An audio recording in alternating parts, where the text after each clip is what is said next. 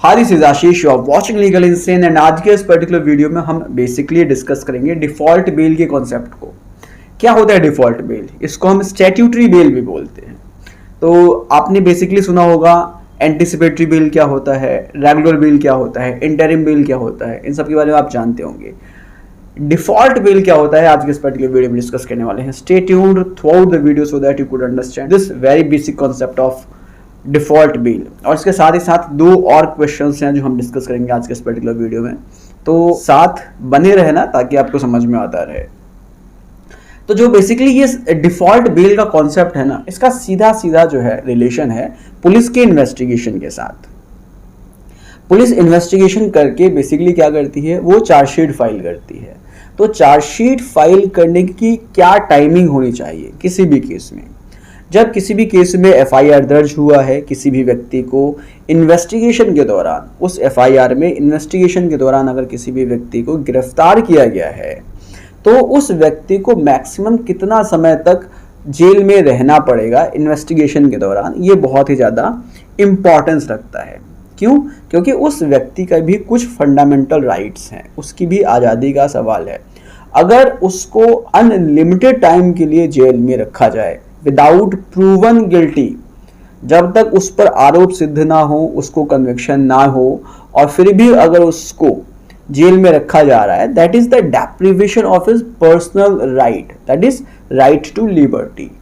तो इस तरह से किसी भी व्यक्ति की पर्सनल लिबर्टी का डेप्रिवेशन नहीं हो सकता, उसके अधिकारों का हनन नहीं हो सकता, उसकी आज़ादी का हनन नहीं हो सकता। तो इसी चीज़ को ध्यान में रखते हुए सेक्शन 167 में बेसिकली साफ साफ ये क्लियर किया गया कि भाई हर एक इन्वेस्टिगेशन का एक टाइम लिमिटेशन होना चाहिए। अगर वो इन्वेस्टिगेशन उस टाइम के अंदर ख़त्म नहीं होती है तो उस व्यक्ति को जिसको गिरफ्तार किया गया है इन्वेस्टिगेशन के दौरान, उसको जो है बेल मिलना चाहिए। तो बेसिकली अब इन्वेस्टिगेशन को कितने समय में ख़त्म होना चाहिए, इस चीज़ पर हम बात करते हैं। सीआरपीसी का सेक्शन है 167 सब क्लॉज 2, जो बेसिकली कहता है कि पुलिस को किसी भी केस में मैक्सिमम 60 दिन तक अपनी इन्वेस्टिगेशन खत्म करके चार्जशीट फाइल कर देनी चाहिए। और कुछ अगर स्पेसिफिक केसेस की बात करें, कुछ स्पेसिफिक ऑफेंसेस की बात करें जिसमें मृत्युदंड या उम्र कैद की सजा भी मिल सकती है, उन ऑफेंसेस में पुलिस के पास 90 दिन का टाइम होता है चार्जशीट फाइल करने का, इन्वेस्टिगेशन को खत्म करके चार्जशीट फाइल करने का। तो अगर पुलिस इन ऑफेंसेस के इन्वेस्टिगेशन को 60 या 90 दिन के अंदर खत्म नहीं कर पाती है अगर, और चार्जशीट फाइल नहीं कर पाती है 60 या 90 दिन के अंदर, तो बेसिकली उस व्यक्ति के पास जिसको गिरफ्तार किया गया है उसके पास एक डिफॉल्ट राइट आ जाता है बेल लेने का। तो इसी बेल को हम बेसिकली बोलते हैं डिफॉल्ट बेल। मतलब यहाँ पर उस व्यक्ति को कुछ प्रूव करने की ज़रूरत नहीं होती, कोर्ट में कोई सबूत लाने की ज़रूरत नहीं होती है, कोई बेल एप्लीकेशन लगाने की ज़रूरत नहीं होती है।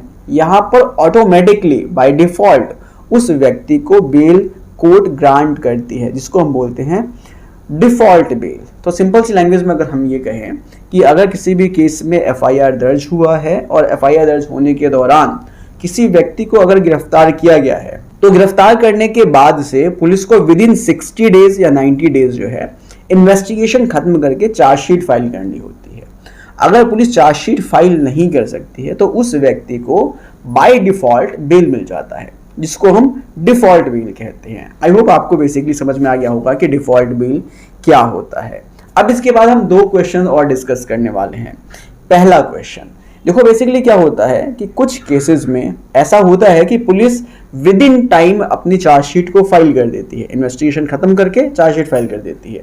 फॉर एग्जांपल 60 दिन के अंदर पुलिस को जो है चार्जशीट फाइल करनी थी, पुलिस ने जो है 50 दिन के अंदर चार्जशीट फाइल कर दी, लेकिन कोर्ट ने अभी तक उस चार्जशीट पर अपना कॉग्निजेंस नहीं लिया और टाइम बीतता जा रहा है। मान लेते हैं कि टाइम जो है बीतकर 120 दिन हो गया, 130 दिन हो गया, जहां 60 दिन के अंदर ही चार्जशीट फाइल करनी थी, पुलिस ने चार्जशीट फाइल कर दी, लेकिन कोर्ट अभी तक कॉग्निजेंस नहीं ले रही उस पर। तो क्या यहां पर वह व्यक्ति डिफॉल्ट बेल के लिए अप्लाई कर सकता है? तो आंसर है नहीं।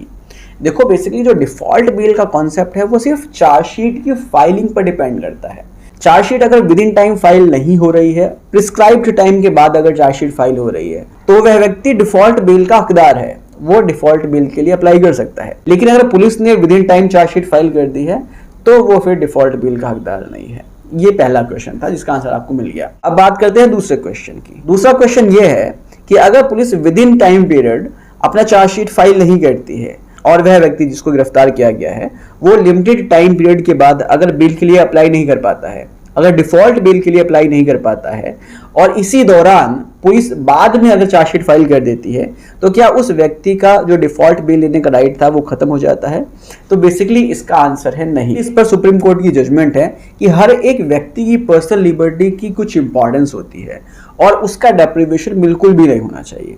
अगर पुलिस ने लिमिटेड पीरियड के अंदर इन्वेस्टिगेशन खत्म नहीं की है, चार्जशीट फाइल नहीं किया है और टाइम खत्म हो चुका है और उस दौरान अगर वह व्यक्ति डिफॉल्ट बेल के लिए अप्लाई नहीं कर पाता है और बाद में पुलिस अगर अपना चार्जशीट फाइल कर देती है, तो भी उसके जो डिफॉल्ट बेल का राइट है वो खत्म नहीं होता है, उसको ऑटोमेटिकली डिफॉल्ट बेल मिल जाता है और वो जो है डिफॉल्ट बेल का हकदार है। तो आई होप अब आपको बेसिकली समझ में आ गया होगा कि डिफॉल्ट बेल क्या होता है और इसको कब अप्लाई किया जाता है।